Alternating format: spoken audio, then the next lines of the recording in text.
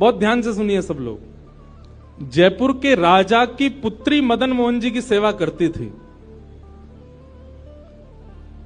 मदन मोहन जी कोई लाड़ लड़ाती, पूरे दिन उन्हीं को सजाती रहती, उन्हीं का श्रृंगार करती, सेवा करती।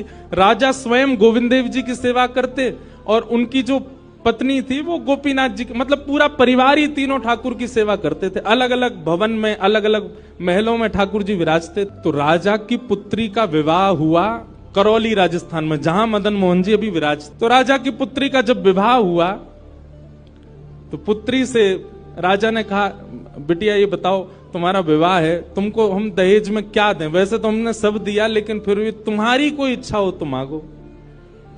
उसने कहा, पिताजी मुझे सबसे ज्यादा प्रेम श्री मदन मोहन जी से है। आप माता जी और पूरा परिवार गोविंद देव जी गोपीनाथ जी की सेवा किया करो। मदन मोहन जी को मैं ले जाऊं अपने साथ, अपने ससुराल में इनकी सेवा करूंगी।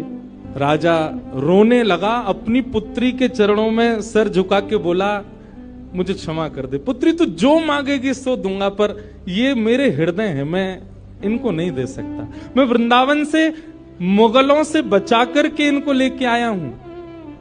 वैसे तो ठाकुर जी को बचने की कोई आवश्यकता, ठाकुर जी कृपा करके आए हैं जयपुर में राजा के, पर इनको देख करके मेरे प्राण बचते हैं।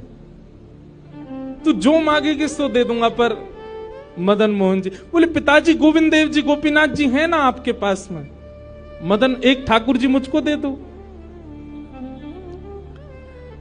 यहां राजा की जिद हो गई, नहीं दूंगा। पुत्री की जिद हो गई कि मुझे तो चाहिए, नहीं तो मैं विदा ही नहीं होंगी। राजा की पत्नी ने भी कहा, अब इतनी कह रही है तो आप दे दीजिए ना, हमारे पास 2 ठाकुर हैं, इनकी सेवा हम करेंगे विस्तार से। और वैसे भी मदन मोहन जी की पूरी सेवा बचपन से उसने ही की है। तो राजा ने एक प्रस्ताव रखा। बोले, अच्छा पुत्री एक काम करते हैं। बोले, क्या? मैं तेरी आंख पे पट्टी बांधूंगा और आंख पे पट्टी बांध करके मदन मोहन जी जैसे 7 स्वरूप तेरे सामने खड़ा करूंगा, जिनमें से 6 स्वरूप जो होंगे वो मैं बनवाऊंगा और 1 स्वरूप वास्तविक मदन मोहन जी होंगे।